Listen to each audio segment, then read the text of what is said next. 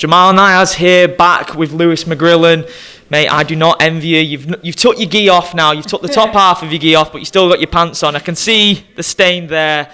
Wet through. It is one of the hottest days of the year, and you're putting in that work ahead of your return to PFL Europe in Berlin.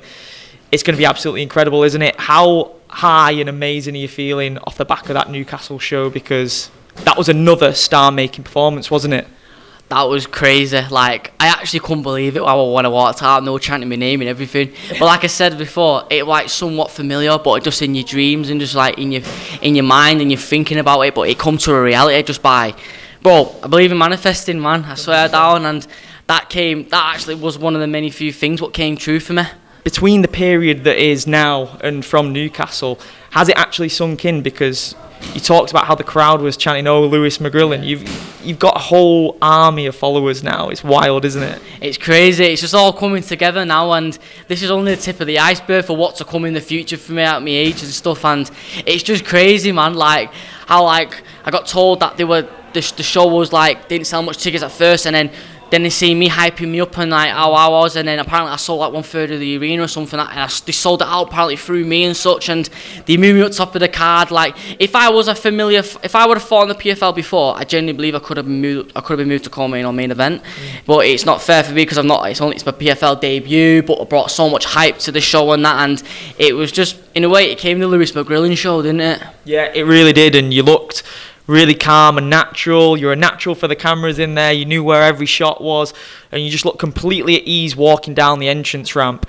And we were talking a bit off camera as well. I know that you've put it online on TikTok and stuff. You knocked your opponent out on the Proper 12 logo, and everyone's seen the Conor McGregor comparisons. You know, I was talking about it last year. Everyone's been talking about last year, but it's on a bigger scale now. Even Ariel Helwani has tweeted about you, which is unreal. So first, tell me about the Proper 12 thing, and then seeing someone like Ariel Helwani say your name online and praise you is unbelievable, isn't it? It's crazy. So it's weird, right? Yeah, I had a dream that I was fighting on a big show. I couldn't see it properly, and proper 12 on a canvas was going to be on it. Right. And I swear to God, I had a dream that I knocked someone out, and I knocked someone out, and it landed on the Proper 12 cameras. I'm not. Honestly, I'm telling you the truth. I'm not lying, right?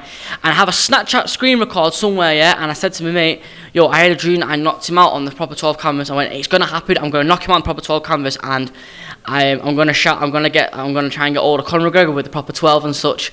Somewhat of it's kind of come true, and now I'd like to announce that I am now sponsored by Proper 12 whiskey. Wow. Yeah. Have you got that screen recording as well? Have you got it saved on your phone? I've got right, it, we're going to play that over this interview. Yeah. Proper 12's now on the canvas of PFL when I'm fighting on it. Do you know what I'm going to do now when I knock my man out? I'm going to point it here, and I'm going to speak to the camera and say, "Get me a Proper 12, McGregor. Come on. I'm going to manifest it and push it that much. I'm going to get Proper 12 off him. He's going to reach out to me. He's going to see my fights. Mark my words." Like you said, manifestation. And the McGregor comparisons, like I said, were clear as day. From the moment you turned professional, I know you weren't known as a knockout artist in the amateurs, but you've certainly turned that around. And working alongside someone like Conor McGregor, we know that you guys are going to cross paths at some point. Hopefully, could even be in December. I know. That's the thing, man.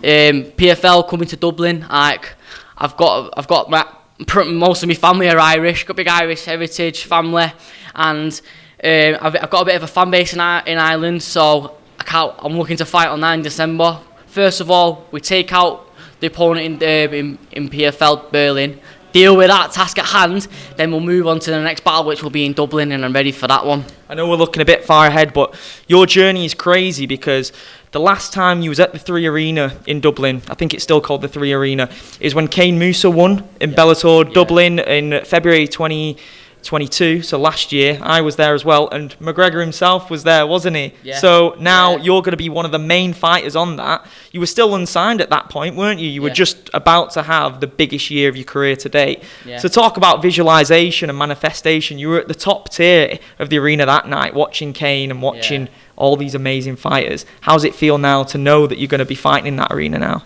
It's crazy, because like I always watch one of my favourite fights like ever. I love watching Conor McGregor versus Diego Brandao, in the free arena. He sold it out, and when I was headlining fights in Wimbledon, I was fighting Brazilians, and I thought I got to watch a bit of that, and it was so familiar to me. And I'm like, oh, he's finding his own town, he's selling it out like I did with Wimbledon, and then now I'm like moving on to there to fighting there, and it's just crazy. And I need to meet Conor. It only needs to happen now, doesn't it? Mate, you two in the same room is going to be electric. You've even got the same hairstyle as him. I know you mentioned it's not influenced by him, it's influenced by the show Vikings. I remember you saying it.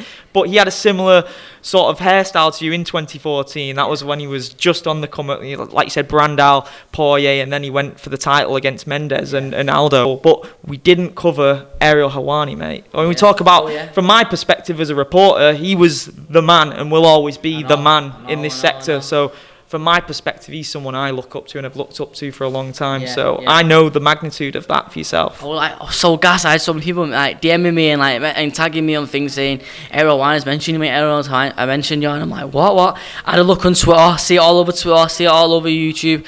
Dakota then told me that when they interviewed her, straight after she texted me and said, they're mentioning you now, and I'm like, no way.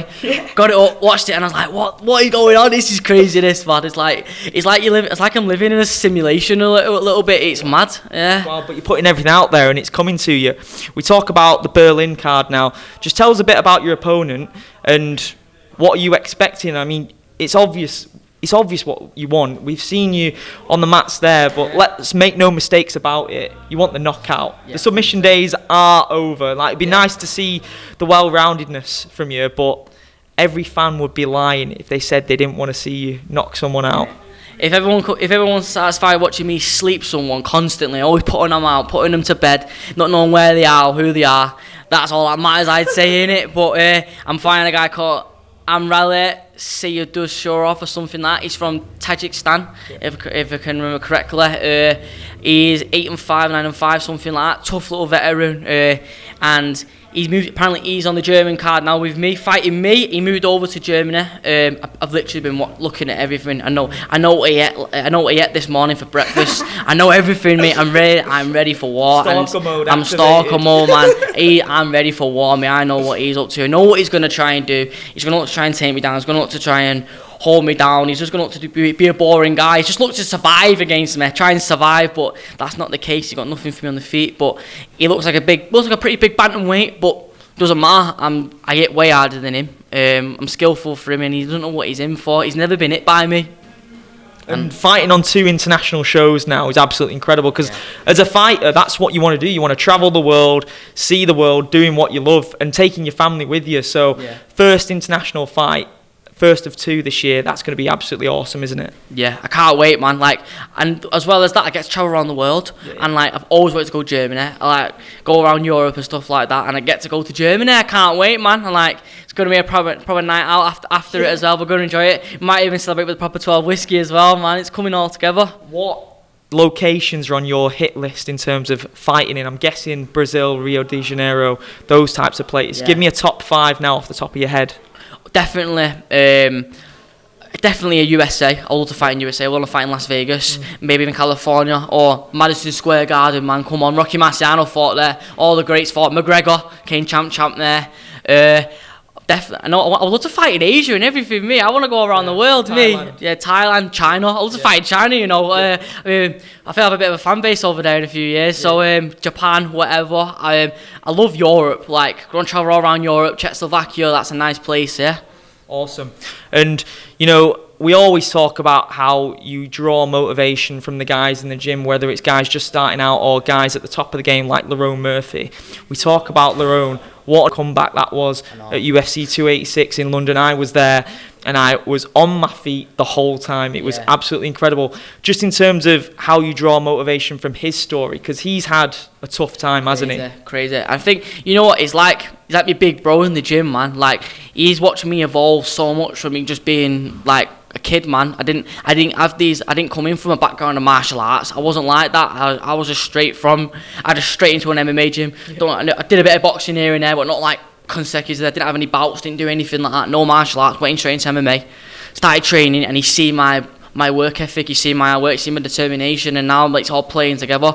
And Lerone's a perfect example as an athlete and as a fighter. Like he's the most hardworking guy I've ever met. He's one of the most talented guys I've ever met. He's probably the best fighter I've ever trained with. And I can see how he trains and stuff like that, and how he works his game and stuff like that. And I take a lot of pieces from him as well, because we have very similarities on when we use things in striking and etc. And he's just a great role model. Yeah, he's clean all over. Like his overall game is incredible. He's fought some really tough grapplers and come through the other side. I want to see Nathaniel Wood fight bad. I want to see that bad. And last time I was here, me and him were talking about it, and it had just fallen through. Literally just fallen through the week before. And that's where the bad mouthing started from both parts. Everyone wants to see it. Do you think that fight will happen? Because I know have you trained with Nathaniel before as well? Has he come to this gym? I've never trained with him. Like the gyms like send me links because of the top team and stuff like that. I don't know. I don't know. He's never came Manchester top team from what as I know of, and literally it's all just coming together. Like, I think when the wrong wins, it's all down if Nathaniel Wood. The same card. It all depends if Nathaniel Wood will win. Yeah. But I don't know. It all depends on Egg. I think Nathaniel Wood's gonna think he's got this star power when he hasn't. I mean, no disrespect to him or anything like that, but let's be honest. If they did fight, there's only one winner there, and that's Lerone Murphy. And it's clearly there night as day as well, yeah. Like, I think he is a bit shook off Lerone. I think he knows that. And I think Nathaniel was trying to find a bit more easy routes to get to the top 10 in it even. And I think he needs to get through Lerone, and I think it will happen end of the year, personally. That's my opinion. It all depends if Nathaniel Wood wins, though. Yeah. And hopefully it's over here as well. I don't want to see it on an American card or something where it's not going to be appreciated. It needs to be over here. Now, I know you're sporting the PFL Europe shirt there. I want to know, what contract have you got with him? How many fights is it? So it's obviously the Berlin, the Dublin. Does it go past that, or is it just this year? Yeah, so I've got 2 more this year. And I've got 3 more next year, 5 fights. Yeah. Got 5 more next year. I'm building myself up, going through my career and stuff, because there's no rush for me to get to the UFC now. I'm just realising that I'm still young. I can make money. I can there's big platforms, big sponsors, big opportunities coming in I probably would never have got if I was with the UFC. And I feel like the zone as well, I'm in talks with them and stuff, and everything's just coming together for me now. And I just feel like I can build my career up, build my myself up, platform and such, and now I'm getting all the experience. I'm going to be way ready for the UFC in like 2 years time. Way ready. I'm 22, I'll be 24, 25, man. I'm going to kill it. And I'm ready for that, yeah. And you're getting that experience on platforms like ESPN as well. Yeah. Has it sank in just how many people actually know who you are and have watched your stuff? Because you go on your TikTok, it's like 2 million likes, isn't it? Talk about 5 years ago, prior to lockdown. Had you even took your first amateur fight then, or was it around like 2017, 18 you took your first amateur fight? I had my first amateur fight when I was in 2017. Okay. I just left school, 16 years old. I had loads of fights. Man, I went through my stages, building myself up as a fighter, took a few L's, built myself up and stuff, and then I've just even lockdown, man. I remember lockdown, right? I was just cut my head down, kept training, keep training. Ignore everything else, especially going on with your life, your personal stuff, you know what I mean, all that stuff. And I just kept grinding, man, and it's hard, man. It's dark out here, bro. I went through some tough times, and then getting to where I am now, it's crazy. Even last year, it was very hard for personal times and that.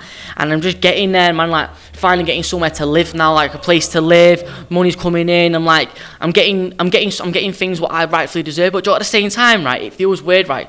When you get given stuff and I'm like, do I really deserve it? Because I'm so used to sometimes not having much when I was a kid. Yeah. I'm getting it now, and I'm like, wow, I'm allowed that. It's crazy. Do you know what I mean? You've worked hard for it, man. You've worked hard for it, and you're reaping the rewards now. Yeah. It's clear to see. And I want to know something is that we talked about the first time I interviewed you. I think the first time I interviewed you was at FCC last year, which was incredible. Yeah. That seems like ages ago, doesn't it? It was like a year ago this month, right? Yeah. And one of the things that we discussed was that sort of period when you were just transitioning from amateur to professional. Yeah. What advice would you have given yourself, having done everything that you've done? But we've not really touched on what your life was like at school. Like how difficult was that period? Did you go through a period of bullying? Because a lot of fighters, even Mike Tyson went through a period of bullying. Crazy, so what was that like for yourself, high school? You know what? I never got bullied or anything like that. I was the class clown, man. I was always fighting, so I had a bit like I was like kid who's always trying to scrap and stuff. Like I never had really any of that. Maybe in primary school they're getting called you ginger this, ginger that, but that's character building sometimes to a certain extent. But I never really had any of that. It was more like relationships with my family and stuff. Like I was getting kicked out of home, I was even getting kicked out of school. And when I was in school, I used to sell Lucas's chocolates and stuff, and all that money, that was my bus fare to get to All Powers before we become Manchester top team, and even my gym membership. I had to graft in school selling Lucas's and stuff like that, which it was like classes, like it was banned in school. You weren't allowed to do it. It was like a real threat. It was a real threat, black marketing or something like that. It in ours as well, So like it was hard selling me Buenos and Lucas's, but I did it, and I scraped all that money just to get to the gym, paid my gym membership because sometimes we couldn't always afford it when I was a kid and that, and I just grinded and kept believing in myself, man, and I just kept my head down, and then in the end, when I was getting kicked out of school, I just started going to the gym when I should be in school, and I just kept grinding and training, because if I'm not going to be in school, I should do something else more productive instead of just chilling on the streets doing something I shouldn't be doing. Could have easily gone down the wrong route in my life, and then especially with the set people I know in my life and like friends and such, and I just went, I'll keep training, keep my head down, keep training and stuff like that, and that's what I did, and look where it's got me now a little bit. It's crazy. You know, when you talk about them down days for whatever reason, did you find it easy to flick that switch and just keep moving forward? Doesn't matter what's going on, I have a goal set in my mind, we just got to keep moving forward, doesn't matter what life throws at me. I use that fuel to the fire every time. Like when you see me like in there, man, I'm honestly expressing myself what I'm truly feeling, man. Like I am thinking crazy thoughts as well, man, when I'm in there. That killer instinct's coming out when you're fighting because it needs to be done, and I just use all that. I use that in a positive. I use that as like what you should use it for. And if you can use your temper and use your right sort of things in your life as a positive and turn it for another in a positive output, mate, you can conquer the world, man. Honestly. Is the purpose of fighting for yourself, because we all know you enjoy it, and you kind of would have to do it even if there was no organisations and world titles and the glory and the money. You've been put on this earth to fight, whether it's paid or not paid, right? But would you say now, with your experiences, that your purpose is to be a world champion, to have the glory, the fame, the money? What would you say your purpose is? Definitely that, and it's definitely just to keep me on the straight and narrow, man, and it helps me up here, it helps me physically. I feel good mentally when I'm training and fighting and such, and I feel like I have a purpose in life as well. Like I could never be one of them guys that sits around, does around, not do anything. I couldn't be an NPC. I couldn't be one of them, man. And I literally I'm going in there, getting the work in, man, and I just want to conquer the world. I want to conquer the MMA scene. I want to take everyone out around who's in my way, end of the day, and I want to be the best there's ever been. I want to be the best of myself as well. I want to be like England's greatest ever fighter, or even world's greatest fighter if I could ever do that. You got to think so high, sky's the limit. Where you're like, that's crazy to say as well, innit? And you got to say that stuff, man. Honestly, I like putting pressure on myself as well. I put much pressure on myself because I thrive under pressure, and I feel like that's the best way forward, just for me. Do you know what I mean? From the first knockout you ever recorded, did it feel like a drug that you were addicted to, that feeling of seeing someone fall to a punch? And is it just as soon as it happened, you just needed a fight to end that way, or you were going to be disappointed even if it was a win? I always thought, never force a knockout, it'll come when it comes. I've got that ability in my hands, what many people don't have. I feel like I'm definitely born with something with power, like not maybe like many have. Like I believe people are blessed with like good cardio, blessed with people like being tough. I think I'm blessed with like absolute severe power inside my hands, and I feel like I can work my game around. I've got so much in my game, so much elements in my game. I'm a mixed martial artist, but at the end of the day, man, I will go like anyone in front of me who dares to even try and stand with me at the end of the day, and I've got that in my hands, man, and I'll keep using that. But if it comes, it comes. I'll never force it. We talk about the guys from this city, the guys that sort of paved the way for yourself, like Kane Musa, Brendan Loughnane. Now, unfortunately, they suffered some bad defeats recently. You know, it does happen. It's going to happen in this sport. It is inevitable. We've talked about it. It is a type of sport where it is unforgiving, and you can't be a Floyd Mayweather in this sport. You are 100%. most likely, I would say 95% fighters in MMA are going to experience defeat. Yeah. Now, how much pride do you take from seeing how they handle defeat? Because you experienced one amateur defeat, is that correct? Yeah. And that built you into the guy that you are today. Yeah. Now, that's what you see people are really made of when things don't go the way. Yeah, How motivated are you by seeing how they've dealt with their troubles in the cage recently? It's crazy, like, because if you look at like Brendan, like he literally took L's in his career where he shouldn't really been an L. He's been rejected and things like that, and all he get doing, he's just another lad from Manchester who just thought, fuck it, I'm just going to keep going, ignore everyone else. You're going to have haters, you're going to have people who don't like what you do, you're going to have stupid opinions, and end of the day, yeah, he kept kept striving, and he became world champion. He won $1 million, now he's a multi-millionaire, like, more money that you don't know what to do with, and he can have anything he wants in a way, and the world's his oyster just from that. He all he did was just severe hard work. Same with Kane Musa, man, like, literally one of my guys, honestly, I love Kane to bits.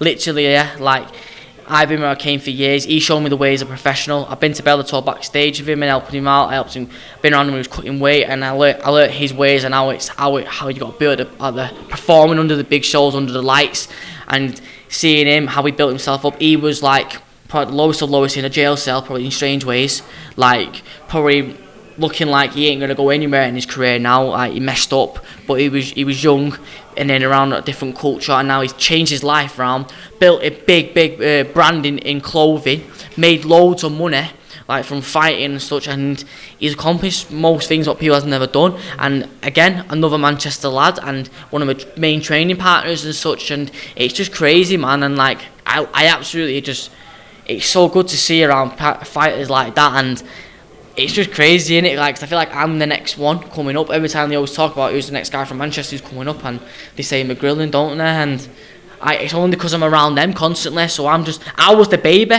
Yeah. I was the baby of the gym. Yeah. So I was like always with them, growing up, training and coming what I am now, yeah. And now it's paying off through them.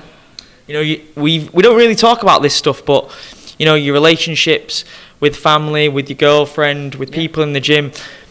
Do you feel like you need that at this point in your life to ground you, those sorts of deep relationships? Yeah, to a certain extent, man. Like my girlfriend probably like looks after me in a way, does my meals, weighs it out. Like, I got my nutritionist, I'll send it over to my birth, she'll help it out when I'm in training and such, and she does all sorts of, we might bicker here and there, but that's gonna happen, man. Like, it's just so much from her, I can't appreciate it so much from that. Like, got my family, man, I'm more stronger than ever with my family. My granddad, I love my granddad to bits, man. He's like my #1 fan, goes to any fight, any place. He's coming to Germany, nice. I think he's coming on his own pretty much. Wow. Coming to see me and stuff, and I appreciate it so much. He came to Newcastle on his Jack Jones at one point, and he's just always there for me, man. I love him to bits, and I've got like, I couldn't thank my auntie so much as well. My auntie Zena from in lockdown, I had to live with her. She has to put up with me when I had nowhere to stay, and even like my relationship with my mother's come much better now, and like just things like that, and it's all just coming together, like, everything. Do you know what I mean? Brilliant. And then just final one, talk about the growth of PFL. Pretty much since you signed, some mad things have happened. I know in the beginning of the year, Jake Paul signed with them for that Super Fight League, and then we had Francis Ngannou choose to leave the UFC, which, you know, shook up a lot of feathers. Yeah. And he's not going to fight with the PFL till next year. He wants a boxing fight this year, but in terms of the star power, it's wild the star power they're getting now, isn't it? Yeah, like, he's literally just like fought against the UFC in a different type of matter. I don't know the ins and outs, why he wanted to leave or whatever, or politics, do you know what I mean, and maybe money or something, but he's looking to just go down a different route of like probably making money and just trying to fight guys in different organisations and stuff. He's looked at it this way: I've dominated the UFC in a way, now I'm going to look to go PFL, do that, and maybe make some money in boxing. Who knows who he's going to fight next, innit, man? And he's just doing bits now, I could say, innit, but he's just on his own little personal journey, so fair enough to him, innit?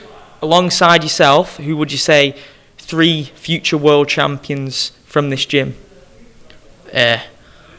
Louis Lee Scott, definitely. So many, man. Callum Connor, 100%. I'd say Ibrahimov. Yeah, the Russian. He's so good, mate. Yeah, he's sick, mate. Awesome. Yeah, I say them, but there's so more as well I want to say. Do you know what I mean? It's a stacked, crazy talented gym, isn't it? It's that we're all good, man. We're all pushing each other. We're all putting in the work, man. And I think they're definitely them names are just like, I know a good few on the roster, in our gym who are going to be champions, and there's a few more probably definitely going to come through. 100%. Amazing, mate. I know it's been a long, in-depth one, but they're always the best ones, aren't they? We get deep with it, and people are going to be watching these interviews in years' time when you're in the UFC, and we spoke about this before. So these are just ones for the archives, one for the vaults, and I really appreciate it, and best of luck in Berlin, mate. Thank you, mate. Thank you, brother.